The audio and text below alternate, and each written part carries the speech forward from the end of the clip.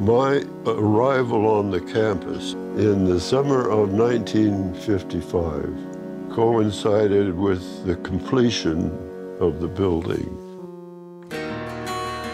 Those were the early days of the Vietnamese War. These were the days of great controversy. And so for me, OSH represented a place that you could go where those ideas could be debated, and they were emotional.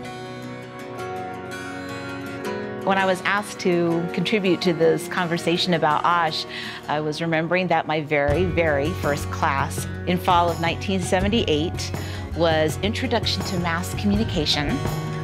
Took stats for econ. I took my micro and macroeconomics classes, my intermediate macro classes. Navajo language, French language. I would say probably my favorite memory of OSH is coming to Hinckley Forums. There's lots of memories. My dad took classes here in this building, so it's just kind of carried through the family.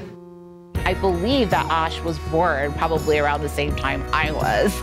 And I see a lot of parallels with OSH's life and my own life. Where, you know, we're kind of women of a certain age, and bless her, she has hot flashes and cold flashes just like I do, and the women's restrooms even. I mean, you know, they're the same restrooms since the building was probably built.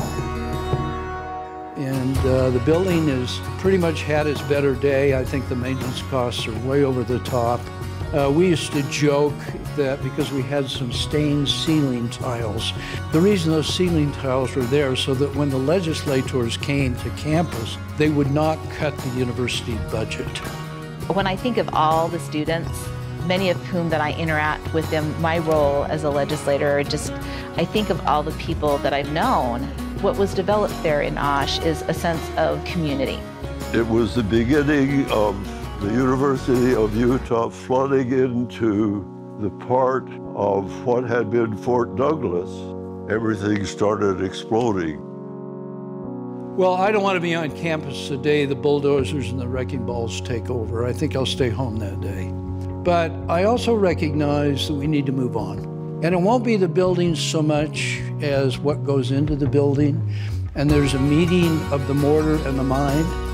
As it's said, we shape our buildings and then they shape us. And OSH shaped us every day.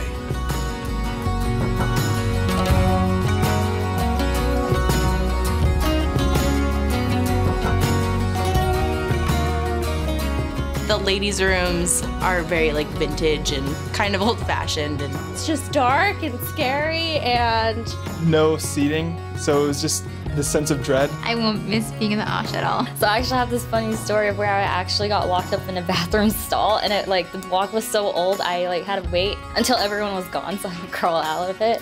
So I don't know, that's a bad memory. OSH is a part of me, yeah.